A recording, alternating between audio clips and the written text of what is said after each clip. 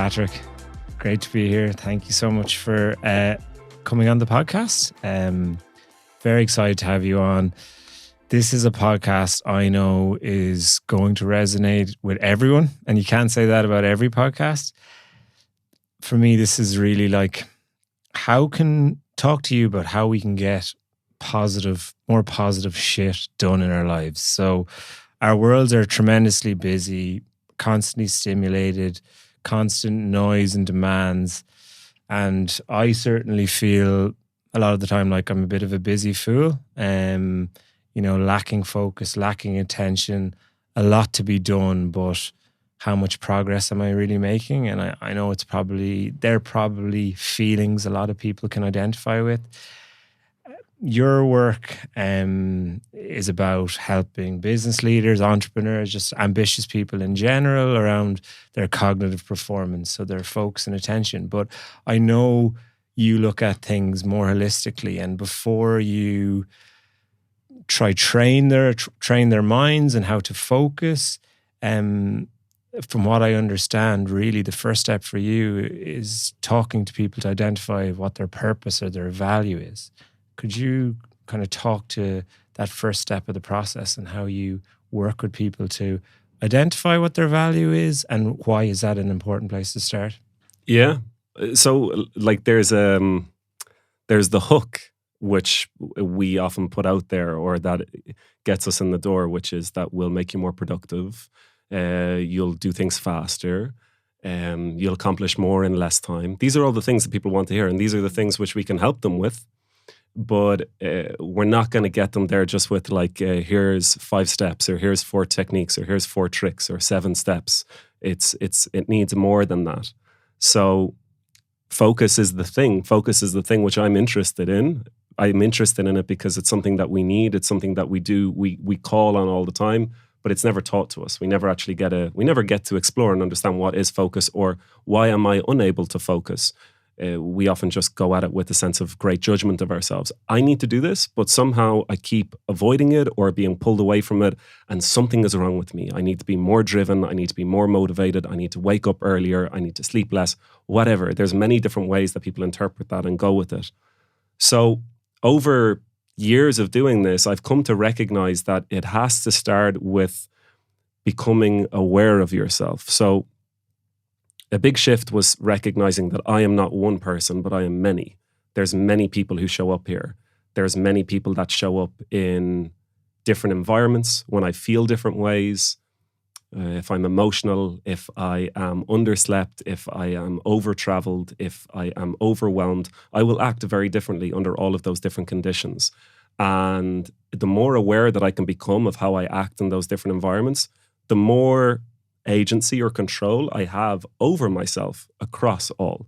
But if I just have this sense of who I want to be, and I keep denying the reality of how I show up every day, I'll keep falling in the same traps over and over and over again.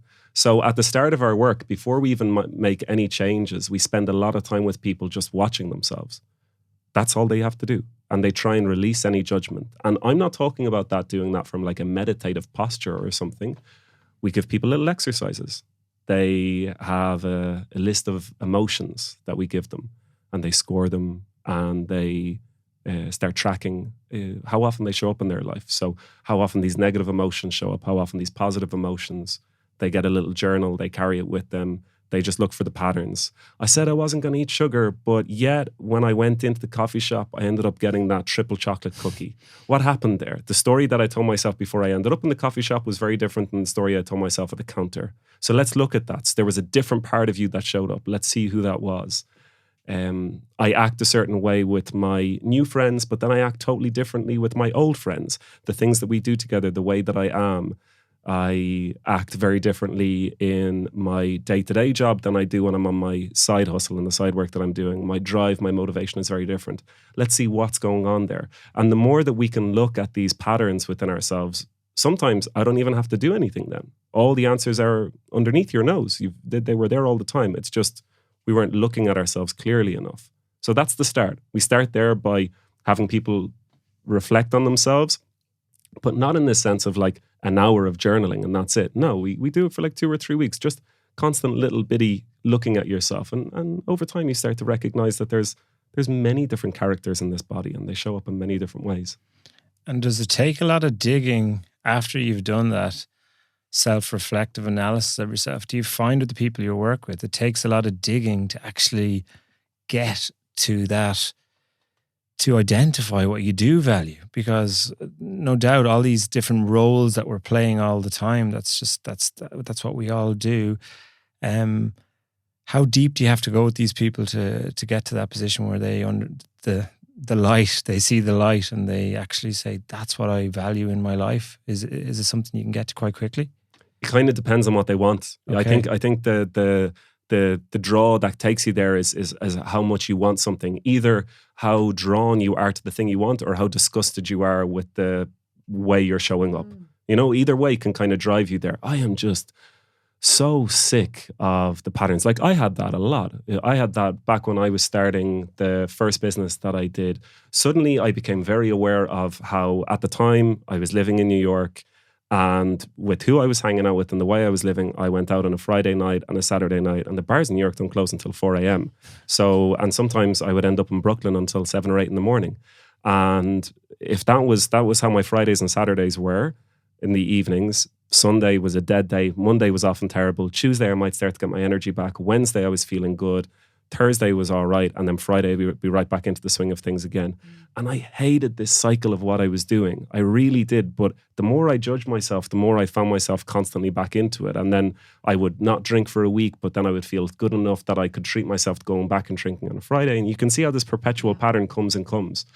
And for me, there was a dual force where I couldn't stand how much of my energy and my time I was wasting by living this way. So I wanted to, I was more driven by the disgust that I had of myself and how I was wasting so much of my life than I was drawn towards this vision or view of myself that I wanted, because that wasn't even that clear. So I think it's important, we try and probe people to explore that. Like, is it that you just want to leave that part of yourself behind and emerge into something better? Or is there a goal, a craft, a business, something that you want to pursue? Because we must have something which is driving us. We're moving away from something or moving towards something. And for most people, is it moving towards something or moving away from something? Or is it can it be blended? Yeah. And like, let's not get too abstract. I want to make this crystal clear with people. So most of our work has been in the corporate sector with people. And we just have them go through a process, their internal game of looking at themselves. And for a lot of people, they're feeling like they're underslept. They want more sleep, or they want to lose some weight, or they want to feel less stressed and be more present with their family. So these are things. These are motivating factors. So for many of them, they just even understanding about how important sleep is, getting a bit of more education on that and how important that is to their cognitive performance, their well-being, their energy, that changes things. Just having that awareness, understanding things deeply can make a change in what they do. So we don't have to go at such a mega scale. It can just start off there. And suddenly, if you start sleeping a bit more and feeling a bit better, you're like, wow, I can actually be so much more just from allowing myself to get an extra hour sleep per night. And that starts creating some momentum, which is hence why the program that we've run with a lot of these companies is called the Momentum Mind, because the origins, we don't have to get into this too much, but maybe it's interesting to provide it with context. I was teaching speed reading and memorization workshops around the US, and I got into that because I took a speed reading course and I was blown away by it, about how much of a shift that created in me. Just what is speed reading? And so when I first moved to New York, I was working for a guy, and we had a bizarre working setup together where in the morning at 7 a.m. we'd go into his office, and I was kind of playing the role of his assistant. We would both read his emails together at the same time, and then he would dictate what he wanted me to respond with, and I would type it. And that was the first hour or 90 minutes of the morning. But when it was a long email, he could always read it faster than I could. And I would try and read faster at home to try and get better at it, but I would always end up missing something. So one day I said to him, how are you doing this? How are you always reading faster and not missing anything? And he said, 20 years ago when I came here, I took a speed reading course. I said, a speed reading course? What's that? He said, it's learning how to read faster. And in my head, I had thought up to that point, like, your ability to read is your ability to read. You're a good reader, you're a bad reader, you like reading, you don't like reading. And it took me a long time. It took me 4 years. And then eventually I pulled the trigger and went for this speed reading course in the Upper West Side. And what I realized is that for most of us, we learn how to read when we're 3 or 4, and we never learn again, but the complexity of the material grows and the needs that we have and how we process information grows. So what we end up with is a single gear. So it's like a fixie bike that you cycle with. It's fine on one terrain, but as soon as you start meeting hills or different terrains, it's not a great bike to have. What you want is different gears. So that speed reading course, yes, it allows you to read faster, but it also helped me to understand how to read more deeply, how to read difficult things which were too hard for me to read. So it kind of gave me many, many gears that I could use. I could skim through something very quickly, or I could read something that was more difficult. And that led me to teaching that around the US. And that's what allowed me to see that everywhere I went, there were fractured minds. Everybody's attention was very fractured and fragmented, from high school kids to business executives and investment banks and hedge funds.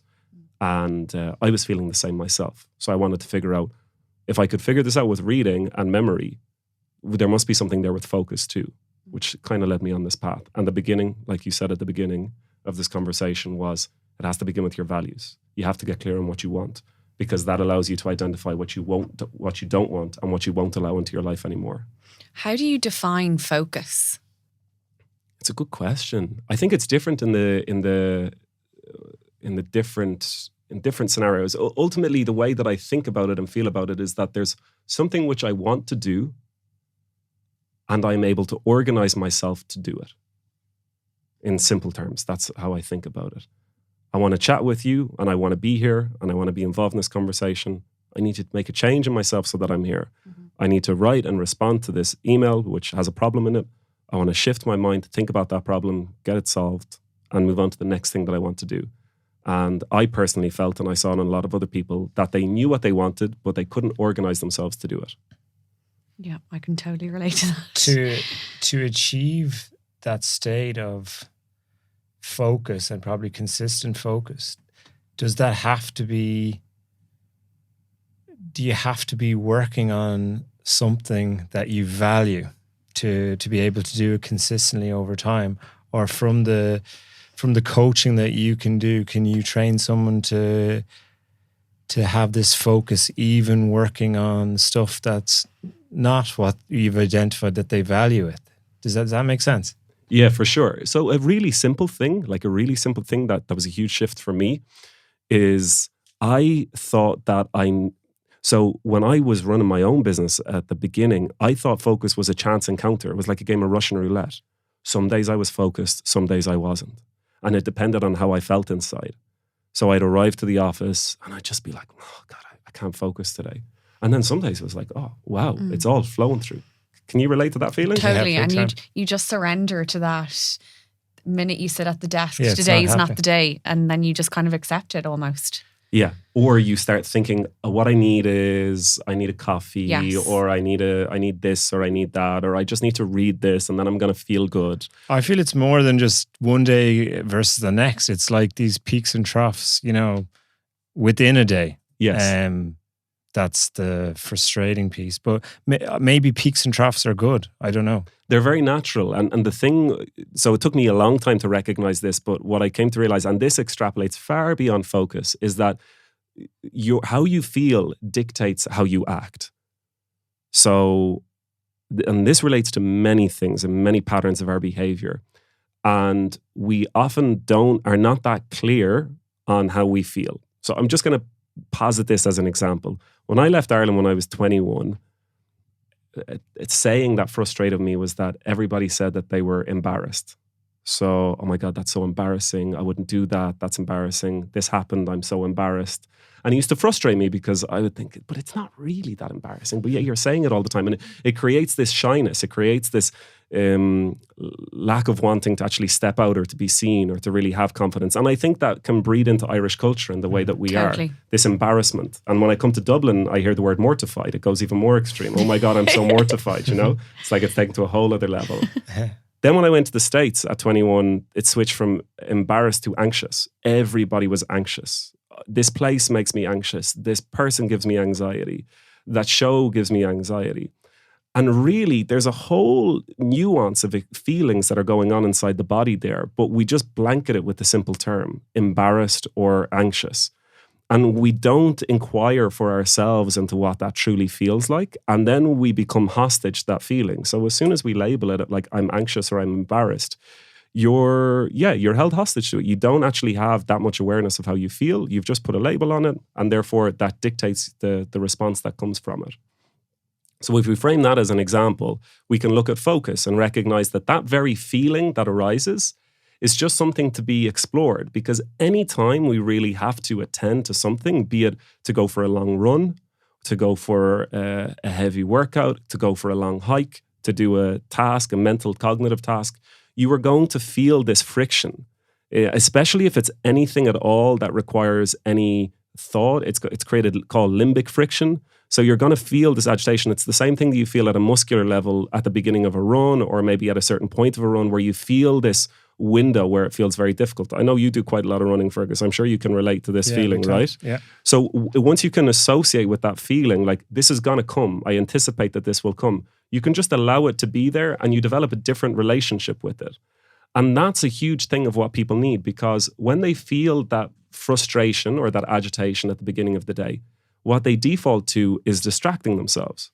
So I'm trying to start this task that I need to do and I feel this agitation. So I'm going to check Instagram because I can't handle the agitation. Guilty. So I'm going to get a coffee. And what that does is that weakens us to dealing with that internal friction. But if we can start to say, I'm on the pathway, I'm arriving, suddenly it's completely different. It's just about reframing your relationship with that feeling inside.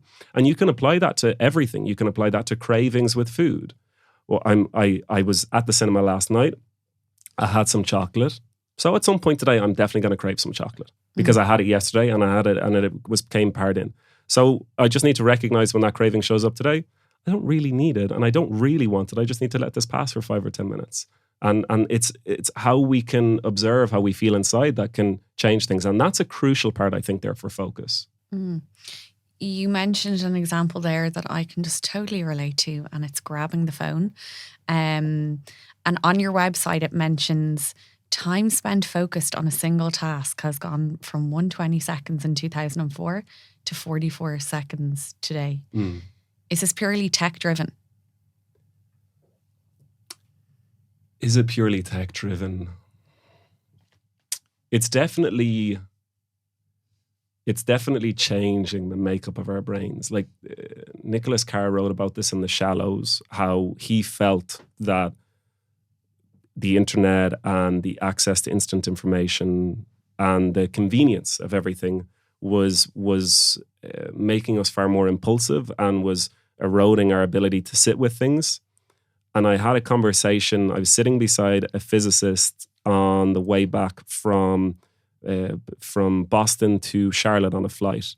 And she told me she actually only brought in a smartphone into her life 5 years ago. But she said since she's brought it in, she can't sit with problems like she used to. She used to enjoy going through problems for 3-4 hours because she can't use the internet. The internet is no use to her. It's not going to solve the problem. She has to use her cognitive capacity to think through them. And now she said after 45 minutes, she finds it difficult. She can really kind of sustain it for 45 minutes and then it starts to dwindle. And that's because, she's a professor as well. So there's, she's caught in that whole administrative loop of emails and everything that comes with it. So for sure, which is why a big thing that I encourage is to recognize that it's the limits that you place in yourself today that will set you free. The things that we're struggling with are not what our parents and our grandparents struggled with. They were fighting through challenges of scarcity where they didn't have enough access to things and they were fighting to get more comfort.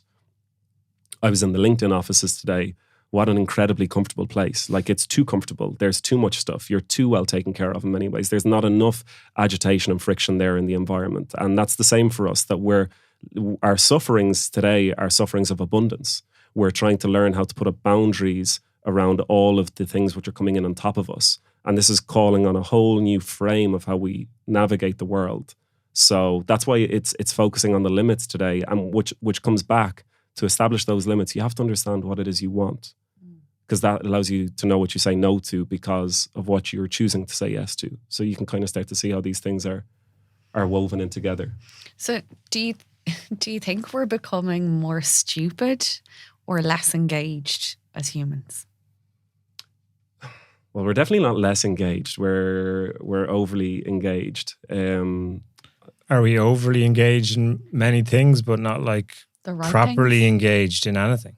So it's not my place necessarily to say that, but what I can say from conversations I've had is there are traps out there, and we're falling for the traps hook, line, and sinker. So, for example, YouTube Shorts.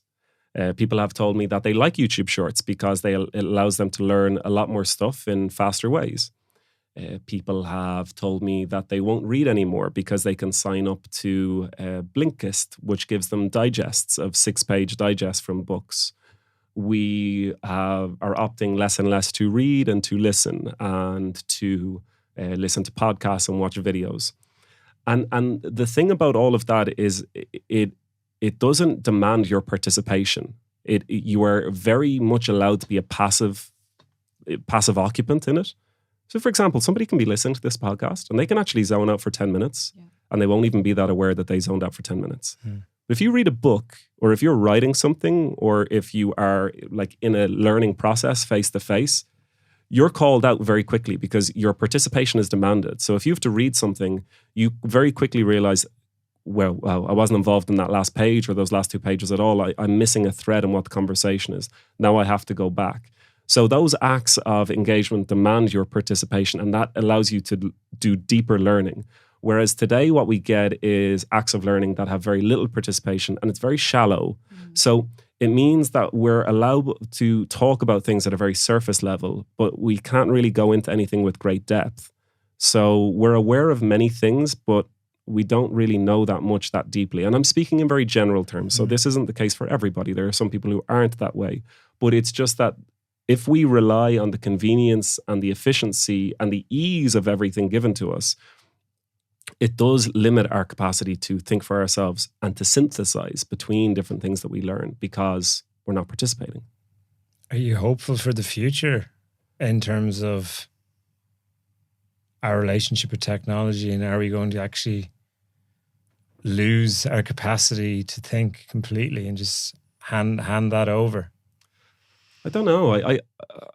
There was a time in me where I thought I'd love to share all this with the world and the work that I'm doing. And I wonder if that really is the role that I'm going to play. I'm not so sure. Personally, I'm so curious in everything I'm learning about myself. And that's actually where I'm going with all of this. So I when I hear people discussing, the correct prompts for ChatGPT and how you have to learn this and this is the most important thing, I'm thinking, sure, but like you've no idea the amazing stuff that's here inside this mind and this body that you can play with. And when you start realizing that there's so much to play with, like there's so many things that I am seeing that I am limited in, and so many elements of, because the thing that changed when I learned that when I did that speed reading course is that I realized that my intelligence is so malleable. So I had looked at things, I had bracketed things off of what I could do and couldn't do up to that point. And as soon as I took that course, I realized everything's up for grabs. It's just, if you can't learn it this way, you just need to find a different way to approach it. And that has made everything very interesting for me. So this is a selfish path. It's a selfish path of my own curiosity and my own learning, the things that I want to discover within and about myself. And then from that, there are some things which I share with people and some things that I go very deep in sharing with a certain group of people. So I'm on this as a journey for myself before I even think about anybody else. And I have so much to learn. I still feel like I've only skimmed the surface of the things that I think are available to us inside. So that's more of my focus at the moment. I like it. For the busy fools, and I'm putting myself in that bracket, who are working the long hours and are struggling to get a lot done and don't have that focus. We've talked about where you start, and that's really defining your value, what drives you. If we dig a little bit deeper into daily practices, and how, I know this differs person to person, but if you could give a slightly general view of where people would start, what improvements they could make to certain practices within their day or night, where do you go after you've defined what they want? Yeah, and I'm going to tell this true story of a guy who was in one of our programs, and what he said really, really impacted me. It was a guy called Frank, and he was the CIO at a large company, and we got on a call together, and he was lamenting the man that he is today compared to the man that he used to be. So 10 years ago, he had like learned a new coding language. He had felt like he was doing very well in his career. He had some hobbies. He traveled. He felt like he just was living well in his life. And today, this was last year.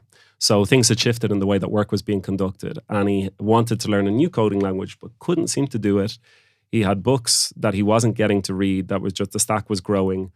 And his day was getting longer, but he felt like the quality of his work was getting less and less.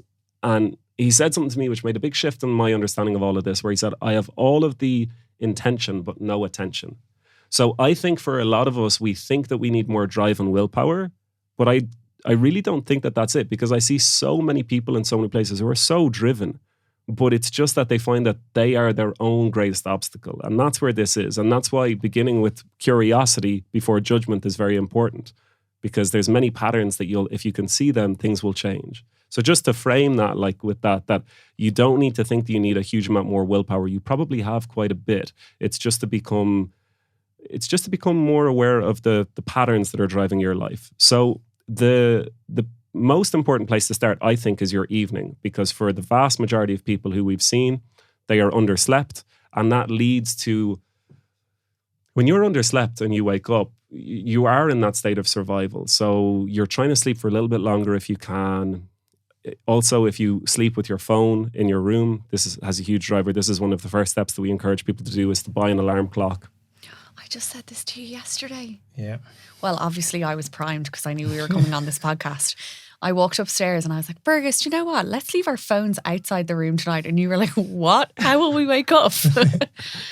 Okay. And that's it, because we never chose for our phone to become our alarm clock. We just did it because it was convenient. The phone off, it's so many things collapsed into one. So getting the alarm clock in means that the phone can go out, and that's a big step. And it sounds so much easier said than done, because there's so many people that we've suggested this to who realize that they have massive anxiety. That's the word that they've used in describing it, when their phone is not with them. So that's something to explore there, because for many people, the phone has become the pacifier, pacifying you to sleep at night, and the stimulant, the thing that jerks you up in the morning. And if that becomes the pacifier and the stimulant, you become very disengaged from like how you drive your energy and your mental state in your life. You actually end up becoming more and more dependent on the phone to dictate how you feel. So if you can do that, that suddenly will emerge a lot of space. So that's a huge step. If you're not doing that, to do that consistently. So that means 30, 40, 60 minutes before bed, you try and put it in a drawer or a locker, somewhere obscure in a way. And then now what are you going to do with that space? That's something you have to observe. Like, am I going to stretch? Am I going to read? Am I going to listen to a podcast? Am I going to play some music? What's there for me? There's so many things, but try not to fill it with Netflix. Try not to go from one screen to another. And then in the morning, it's worth playing with. How long can I delay looking at my phone? Can I give it the first 20 minutes? And what am I going to do in those 20 minutes? Then do I feel like this immediate need to check my phone? Okay, so can I stretch it a little bit further? Can I introduce something else? And all of that just starts to create less and less of this dependence and this reliance on your phone dictating your own internal state. So the evening is the place to begin.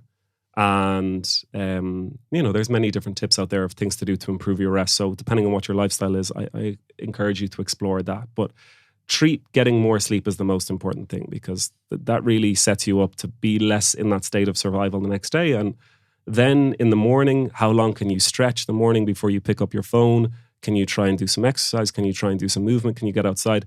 Can you start going to the gym without your AirPods? Can you start going to the gym without listening to music? Can you try and eat without looking at your phone? All of these are habits that you never chose to bring into your life. You just did it because you didn't want to deal with the agitation and the discomfort of feeling what you're actually feeling. So this is what we're trying to encourage, is try and live with yourself, That's hard. That's hard. That's hard. And I'm not saying to go to like a silent retreat. I'm just saying in these really small acts. Yeah. These aren't big acts. They're just very small. But those daily acts, all they do is that they just start providing a little bit more space. It's like they just open up this space in your day. And in that space, that's where you start to get clarity. You start to actually think through things. Because for most of us, when we are confused, we turn to a podcast. We turn to the internet to give us answers. But actually, all the answers that we need are there. We just haven't provided the space for them to emerge. As you're talking about all those little agitations, I see myself in every single one of them, and I feel it. Like, I know exactly what that feeling feels like. So it'll really that's just reducing, it's given us the space, as I say, and reducing our dependence on these external stimuli, I suppose. And then when we show up at work and we're at the desk, is the thought process that the more we can reduce our dependency on these stimuli, that will just feed into the rest of our day, that we don't need to grab that phone and look at something while we're in the middle of an email, and we'll just build up it's nearly like our space fitness, for example. You just get used to actually living with yourself, and you can kind of carry that into your day. Yeah, it's kind of like what the feeling is like when you feel healthy. So, what the feeling is like if you haven't drank for a while, or if you hadn't had a takeaway for a while, if you hadn't had unhealthy food, and then suddenly you go and you decide for some reason something happens and you go for a drink and then you eat very unhealthy the next day. Oftentimes the speed of what will bring you out of that is how comfortable you feel in the well-being of your body. Just that awareness of how good it feels to feel good will pull you out of it. So if you can start to taste what it feels like not to have a mind which is so fractured and fragmented in checking everything, and you actually have some space with yourself, you then start to be able to start to feel inside what it's like when my mind is clear and what it's like when my mind is chaotic and all over the place. And you'll start trying to do more things in your life to create more clarity, which is why the practice in the evening is not just about doing that, but it's about experiencing what that feels like. And the agitation is not something to run away from. It's going to stay. Like, the agitation will be there all the time. I know it's getting maybe into more like the tenets of Buddhism, but like, life is suffering. The suffering will always be there. It's just, are you going to keep pushing it down the road? The cravings that we have for the sweets or the candies or whatever it is often to push away the discomfort that we feel in this moment. But we're only delaying it for 5 or 10 minutes. As soon as we've eaten it, the discomfort will re-arise again. So all of these things, that's just what they're doing. They're just pushing away the suffering that we're feeling inside, but it's going to stay there. We can just create a different relationship with it. Like, for some of us, as we saw in COVID, cold water for people before COVID was this something that they screamed and shouted about, and they touched their toes and they said, no, it's too cold. And now for people, they run into the water. They need it every day because it's making them feel so good. So how we balance that relationship with the agitation is what's really important. So that's kind of where it is, that doing these things then will bring a different frame of mind into the way that you conduct yourself in work. And then if we look at it from work, but also from a social perspective, a key thing which I would speak on is the trap of availability, which is that we often think that the more accessible and available I can be, the better and more productive I will be. But it's often the opposite. It's often the opposite, that the more all of these platforms that you're on, so if we look at it as your social profiles, your social media profiles, so if you're on TikTok and LinkedIn and WhatsApp and Telegram and Twitter and so many others, you have to check those not just once a day, but many times a day. And whenever a message comes in, there's a need for you to respond. And when you respond, another message will come in. So if we just look at that just as a system, that's just creating a constant feedback loop of things which you must check and things that you become emotionally invested in. And this is in the design. Nir Eyal wrote the book Hooked on how to make habit-forming products. And the fourth step, so that the 4 steps are the trigger. So ideally what we want to begin with is an external trigger, which is like the notification. But the best way to make them really sticky is to create an internal trigger. So when I'm on my own, when I feel isolated, when I feel lonely, when I feel bored, that's when I go to Instagram. Suddenly now I have an association. So now once they've built that association, that gets you there all the time. That's what gets you showing up 60 times a day. Then I take an action. I scroll through. I look through my feed. I get a little reward. somebody has liked the post, or I've seen something new, I've learned something. Once again, all of these are little sticky things that give you this feeling like you're getting feedback from it. And then the final step is the investment. So now you're investing more of your own self into this platform, into this virtual persona you've created for yourself. I deleted all my social media apps and nothing changed in my body. Nothing changed in my mind. I'm still the exact same person as I was. I just have more space in my life. They are not actually me. They are a virtual representation of me. But the more we invest in it, the less clarity we get on that. We think that they are me. And we think that these other people's lives are my life. And you are also caught in the past of your life. I'm just going to tell the story on this, okay? Because this brought to light of how I was, of not being on social media. So I was in Dublin a few months ago and I went to a CrossFit gym. And for whatever reason that morning, there was nobody else in there. It was just me and the trainer. And we were chatting for like 5 minutes or so. And then we figured out she was from Galway. And I said, I'm from Galway as well. And she said, oh, that's funny. Where are you from? I said, Oranmore. She said, I'm from Galway City. And then she was like, oh, I know a guy from Oranmore. Actually, he's living in Barcelona. I was like, really? He's living in Barcelona? I was living in Barcelona at the time. So what's his name? She said, Paddy McAndrew. I said, I am Paddy McAndrew. And then I asked her what her name was and she told me, and then it clicked who she was. But I had actually forgotten who she was because I don't have social media. I probably would have come across her profile many times over the last 10 years, but I hadn't seen her since secondary school. So I had forgotten about her. And I actually looked at that afterwards and I thought, that's quite healthy. Whereas for the vast majority of people, they are aware of their current friends and their past friends and their friends from their childhood, and they're invested in all of their lives. And this occupies so much mental space. And it doesn't need that. You could be so much more invested into the things you're involved in your life today. So that trap of availability is that. And we have people go through an inventory of accessibility, which is how many email accounts do you have? How many subscriptions do you have? How many newsletters do you have? How many social platforms? How many bank accounts, credit cards? Can we reduce it? Can we reduce it? Can we bring it down? Because the more you narrow it, the more space you have. I'm selfishly going to ask you a question here. And if anyone is listening and is a social media manager or involved in social profiles, that's like taking on two personas. So I obviously look after all the social for Ethos. So I am Amy with all of these different touch points in my life, but I'm also Ethos with all these different touch points.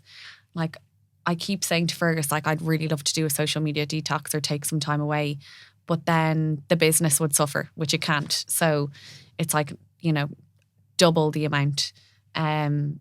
What would you advise I do? Help? Yeah, it's a tough one. Whenever I've done less on social media, my business has always done much better. Right. I have personally found that because I'm. It's difficult. Like, look, if it's your role, it's your role. So that's the role you're playing, and that's the horse you've rode in on in what you're aiming to do. But I would challenge people in your business thinking of how much you depend on social media. You can create that dependency and you can also create other opportunities in other areas. Yeah. I don't think it's nearly as important as it's made out to be. I think there's actually many ways to go about this path of running a business, but it's just that the default approach is that I must be on social media and I must be very present. But I also think you can build a foundation of a business. Some do so well with their social presence. I have a business that's in a different space that I'm not necessarily consumer facing. But yeah, I would just challenge your assumptions. Challenge your assumptions from your own personal perspective, from what Ethos really needs, from where your energy is being directed. And could it be going into other places?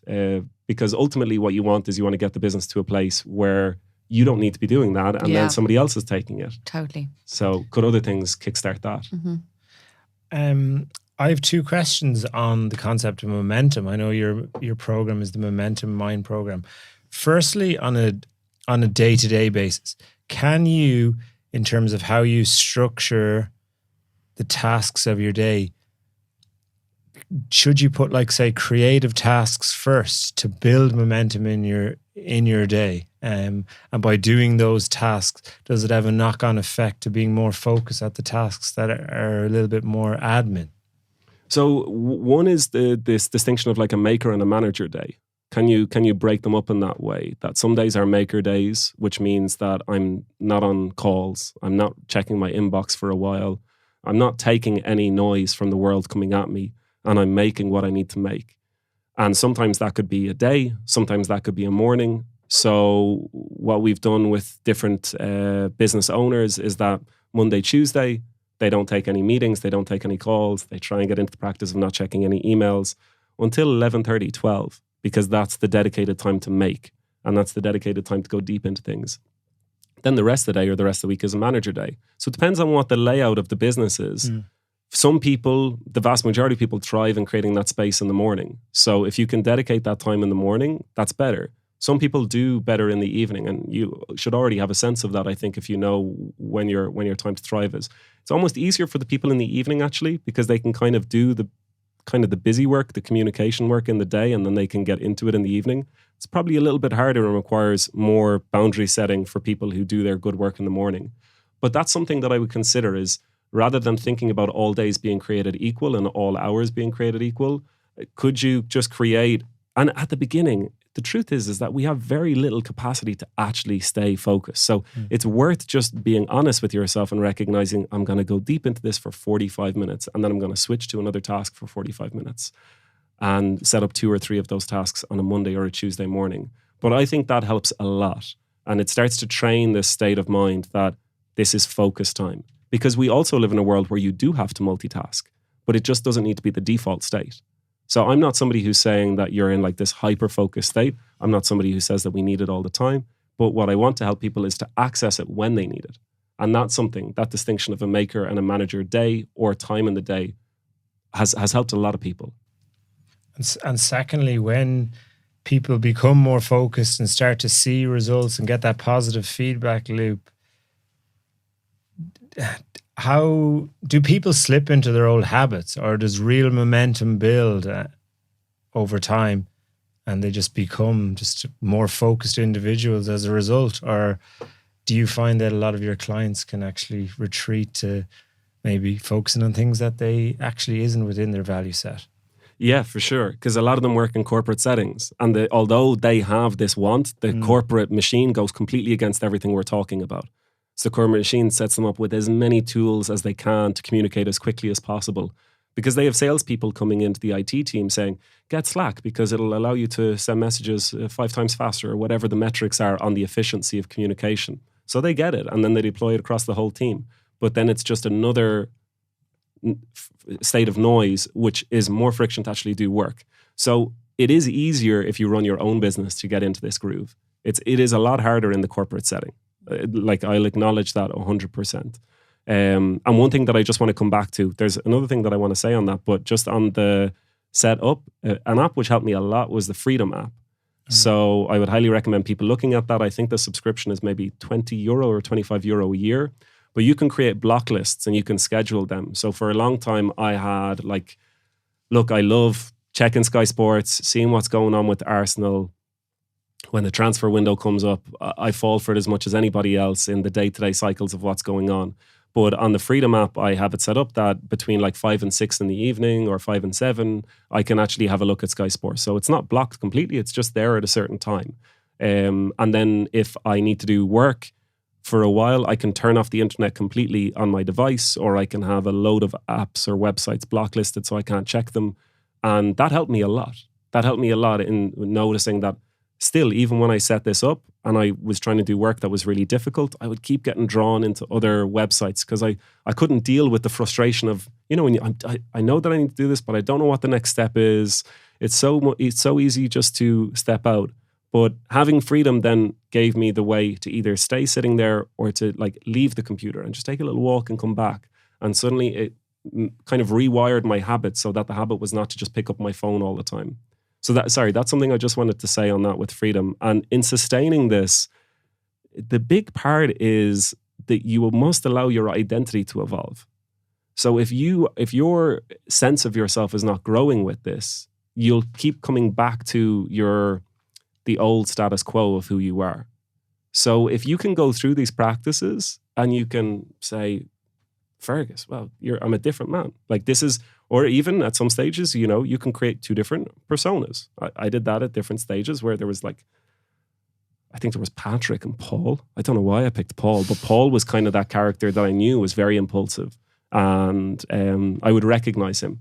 And I would also notice when I was slipping more back into that. And then there was Patrick, who was maybe more of the way that I wanted to live for what I wanted to do. And I would recognize that sometimes I was slipping into those patterns of Paul. And I'd see that, and then I'd try and come back to where I was with Patrick. And that sense of who Patrick is should kind of continuously be evolving, because he's needed to act differently in different ways. But the identity part is crucial here, that you're seeing that those ways that you're living are reinforcing who you are or who you are becoming. Mm-hmm. So if we explore like practical hands-on tools, and to be fair, like you've gone through a few already, does nutrition play a role in this process as a tool? Because we talk about the apps, and I think with focus and stuff, everyone always thinks about phones, technology, all that sort of stuff. But the fundamentals of living is food. How might that come into the process? Yeah, it's a big part actually. So in the Momentum Mind program, we encourage people to practice time-restricted eating, which is putting a certain window on their eating time. Because in the surveys that we did, we found that for a lot of people, they were eating over 16 hours of the day. And that has a huge, even if they're getting 8 hours of sleep, it still means that their internal organs are not getting that downtime, that rest, that recovery process. So they're waking up the next day a bit more inflamed, which is if that's compounding, that has a big consequence. And we've seen that for people who've done it, who had those long eating windows, just reducing their eating window to 12 hours or 10 hours or 8 hours, whichever they choose to go for, just constricting it a bit.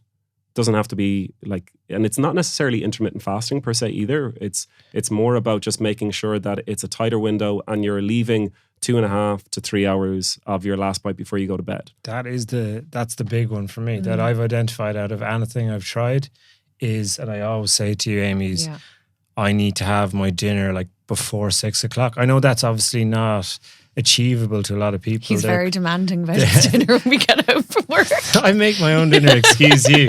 But yeah, that's the one thing. Like I've tried lots of different. Sleep is the big one for me because I'm an okay sleeper. But I've noticed if I have like my last meal and I'm giving it, I probably need like 3.5 hours at least. The sleep just goes through the roof, like much better.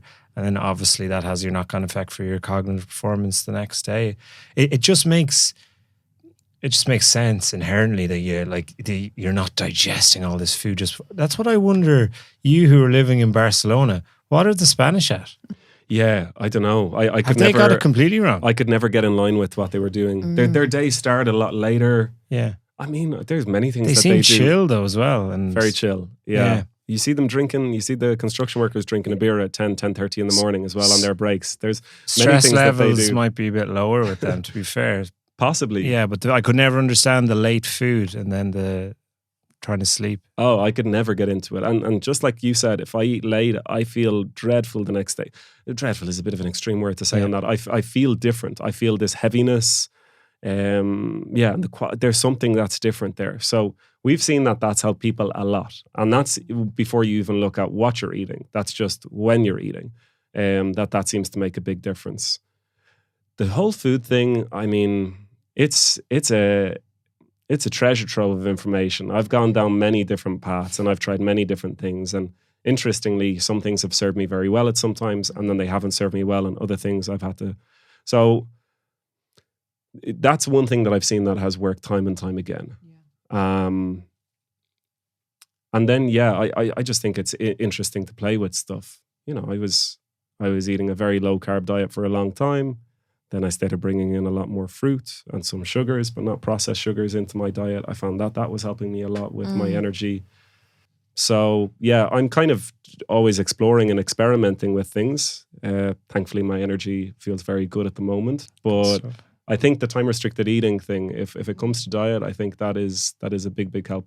And really trying to reduce your caffeine intake. You know, caffeine isn't a terrible thing, but if you're exceeding 2 cups of coffee a day, I just think it really frazzles your mind. Yeah. It creates this intensity in your body, but it doesn't create this sharpness in your mind. It creates this kind of pinball-like mentality in your mind where you need to keep moving, because once again, you can't sit with how agitated and wound up your body feels inside. And that comes back to the feeling inside drives the action. So if we are more agitated, frenzied in our body, it creates obviously a more frenzied state of behavior and actions in our day. So I also think it's interesting to observe this kind of sustained energy. You know, how can we create that more in our day?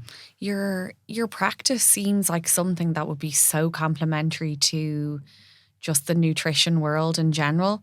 I mean, if we're thinking about like CEOs or high flyers who are very on demand, traveling all over the world, and they're in airports all the time or in hotels, like obviously their choices become a lot more limited. And it just seems like such an interconnected world as your type of work with nutrition. Like, do many of your clients consider that, or is that part of your work? It's not really, because I have so many more questions than I have answers on that stuff. Okay. So I don't feel like I can even delve into it. I have many more questions in my own body of things that I have to explore for myself. But it's really important. I still encourage people to go and explore and to play with things. And also, I think it's interesting to question our relationship with health in a sense. I read a book recently called The Beautiful Practice. It was a really, really, really good book. It really kind of probed me in thinking differently about things. And in it, he explores health. And he asked that question of health, that many of us view health as a state of being. So it's then based on certain barometers of I have more energy today than I did yesterday, or I have enough energy to get this thing done. A lot of it just comes down to that kind of that feeling that I can get things done. But he was kind of questioning, can we look at health as our whole relationship with our life, as what we're bringing into every element of ourselves in all moments. And it takes it as a more experiential sense, that your health is your broad experience of life, of how involved and interconnected you feel within how much you are experiencing of your life. And it just questioned it for me, because I realized, okay, my sense of health actually was very much rooted around being productive. It was like, I need to be healthy so that I can get these things done. So therefore I need to sustain a certain state of being. But it had me question things, and it had me question certain things that I'm pursuing as well. So that's just something to explore too, is your relationship with health a very binary thing, that I am either healthy or unhealthy in this very moment? Or can I look at it from, more angles and perspectives? Mm-hmm. Something I'm curious about is, with your clients, how do you define success? It's a great question, Amy. It's a great question. It's been a challenge for us, and it's probably something that I need to explore how. So there's kind of two ways to do it. You could approach this from a very kind of strategic framework of a business, which says we take you from here to here. And these are all the results. And it's almost like a weight loss journey, like they started off here and now they did this, and this is how much success you're going to make. But the truth is, the thing that I love about it is everybody comes out with something different. And that's ultimately what I want, is I want you to come out with what's most necessary for you, because everybody's at a different stage in their own internal development or their own internal exploration with themselves. So for some people, when we did work with them during COVID, they had slipped into a habit of drinking 6 nights a week, having 2 or 3 drinks every night. And the program shifted that, and they either stopped drinking or had one night of drinking on a Saturday. And that was a huge change. And it was something that they really wanted in themselves, but they couldn't do it. And they kept falling back into that habit. And then they created different ways of winding down, because they used it as a way of winding down in the evening. And then they found other other practices that we gave them for rest. One guy lost 35 pounds over the course of a 6-week program. I never expected it to be a weight loss thing, but he was taking all of these brain breaks throughout the day, and he would, in between calls, he would go out and walk around the block. His son was with him sometimes, so he would go out and play with his son. And his whole day before that was extremely sedentary, and his break was moving from the screen to his phone, and he was just doing that dance back and forth. And then he decided not to do that anymore, and he just went out and took breaks. Some people have terrible sleep, and they find that their sleep is much improved. Some people have told us that their business has grown immensely, and they were moved from being the bottleneck of their business because they had more clarity and more focus, and they were doing much more by actually doing less. So it's a challenge, because I could try and create a very here to here, but I'm enjoying exploring all the different ways that it changes people. So I'll probably keep on that path for a while. Nice. I am sold. Sign me up. Do you practice what you preach with your routine? Yeah. Yeah, and I'll tell you, I didn't so much. I did at the beginning, but it was way more heady. So in 2021, I think it was the start of that year, I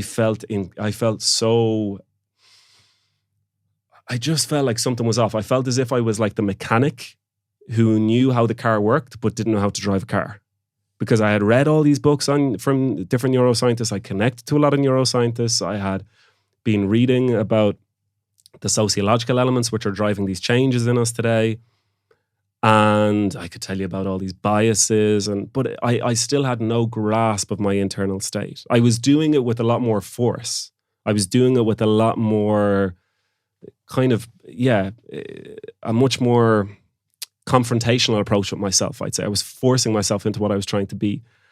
And I've come into many different practices now which are offer a much different perspective. Moshe Feldenkrais is somebody who's inspired me a lot with his awareness movement practices. I've been doing some training with Ido Portal. There's a deep practice there. So a lot of movement has come into my life. I've been trying to explore different types of meditation practices.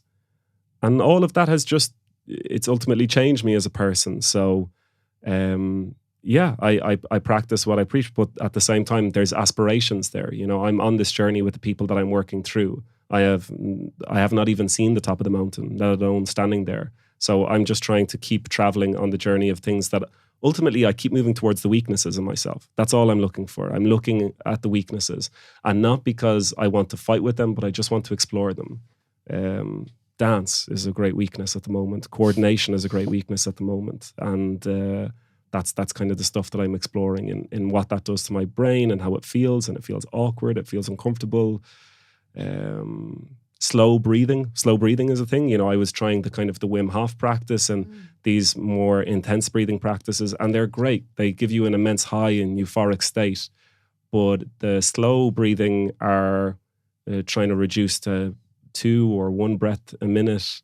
It's very different. It's different. So I'm trying to explore different things. So it's changing all the time, the practice. Nice. You have an insatiable appetite, I think, to discover yourself and to really get to know yourself.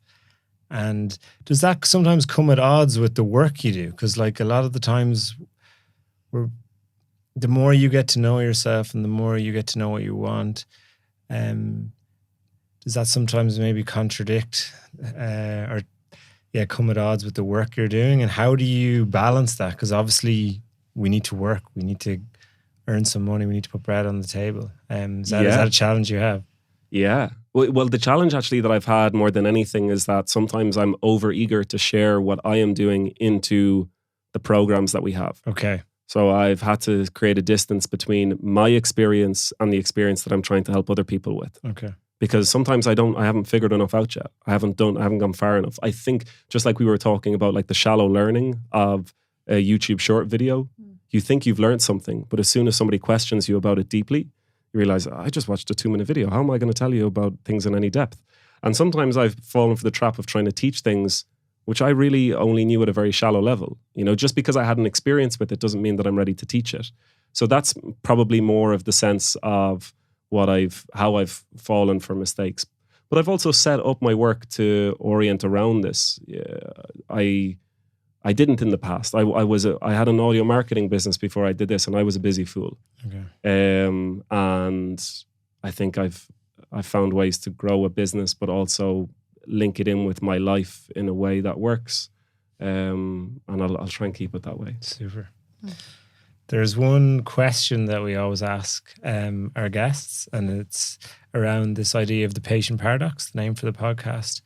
And the question that we're trying to answer in a lot of our conversations with people like yourself, it's in a world where medicine is getting more advanced, why are people getting more sick? It'd be great to get your view on that. I think things are very siloed.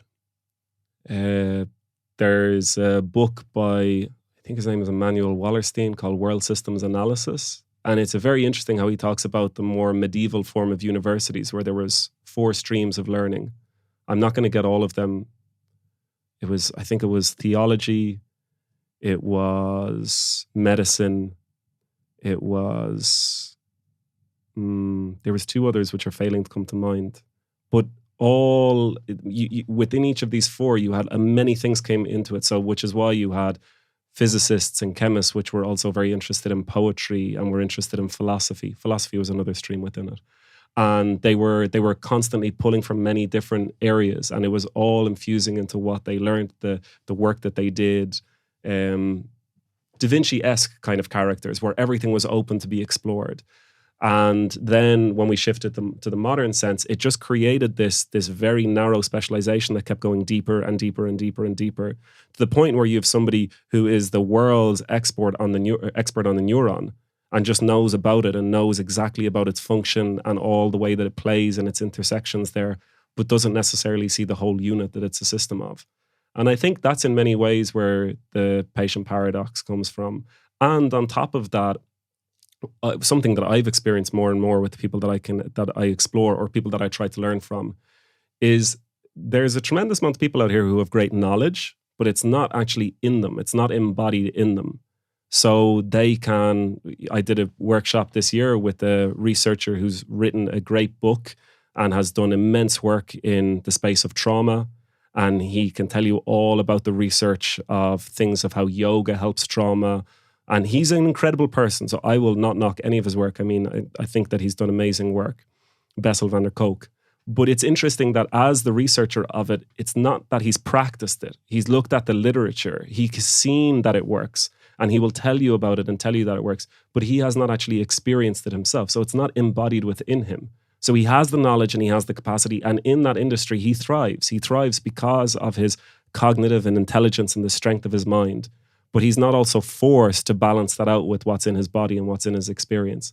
And I think that that's creating more and more of the patient paradox, because in that workshop, there was many doctors, many physicians, many people in the health sector who were looking for other ways to treat people because they only approached it from a very cognitive, mental perspective. And they were seeing that it was the body, it was the emotions, it was the traumas, it was the past experiences of people, which were very important. So I think what we're longing for and looking for is a more unified approach to life. But unfortunately, things are getting more and more fragmented and siloed. So I think that's where that paradox comes from, that you can have people with great knowledge, but they can explain things to you, but have they actually experienced it, or do they see it from a whole perspective? And that's at the heart of the work that we're trying to do, that we came to recognize that we need to develop the whole human. And yeah, we're trying to see how that works with people, and it seems to be going quite well. Brilliant. I think we're going to leave it there. Thank you so much. I remember we met you at my brother's birthday party last year, a couple of years ago, and after speaking, he's like, "Wow, that guy! I like the way he thinks. Yeah. He's a deep thinker. I'd love to speak with him again." And it's great that we've been able to have you on the podcast. Thank you for coming. Can I just say for that birthday as well? There was something. I think you said it. It was one of the most lovely birthdays where it was his 30th. Yeah. And everybody got up, or a lot of people got up and said really nice things about him and what the impact that he made in their life. And I think it was you that said, for most people, that wouldn't happen until their funeral. Yeah. You know, that people would actually make that comment. And it was a lovely evening where, so nice. You know, to see Emmett showered in those messages of how he's impacted people's lives. And yeah, he was actually alive to hear it and to receive it. Yeah, it was powerful. Like, I think more people, it's something that should be applied at more parties. Yeah, actually, people telling each other how they feel and how they've made an impact before they're in the ground. So thank you so much. Thanks Patrick. Thank you, Amy.